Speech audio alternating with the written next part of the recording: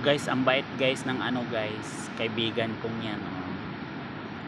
Masipag pa yan guys.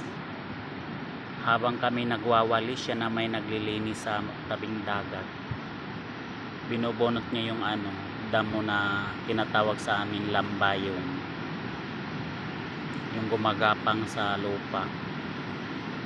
Ayan guys. Ako naman guys, katatapos ko lang magwalis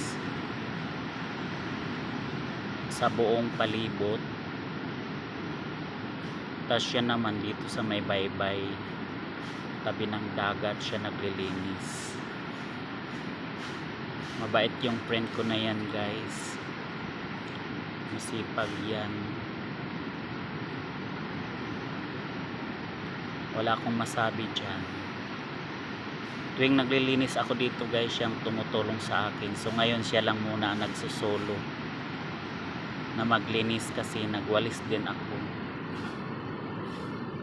Maulan kasi dito guys kanina eh. Kaya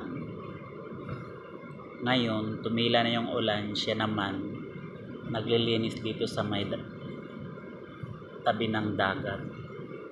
Sa labas ng Seoul yan guys, sa pinapasukan ko. Dito guys oh. Yung mga niyog naman na yan, tanim ko yan guys. Ayan.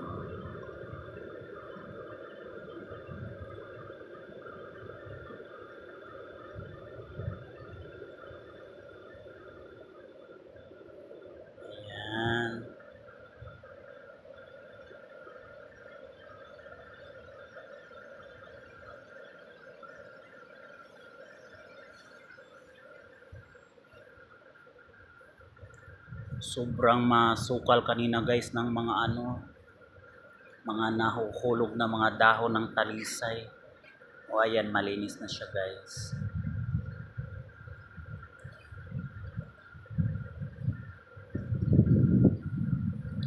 At ito yung, ayun yung kasamahan kong isa, naglilinis din siya doon. Katulong ko yan, dalawa kami. Ito naman, itong masipag na to, kasamahan ko yan sa trabaho pero ibang department siya. Masipag yan, close kami niya. Ayan guys.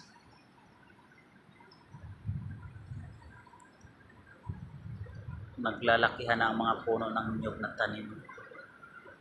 Dahil sa sobrang tagal ko na rin dito, wala namang pagbabago. Sweldo. It's not enough.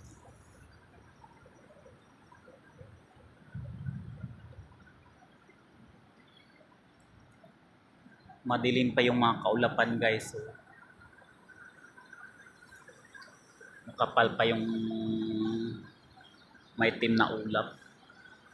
Magbabadyang uulan pa to.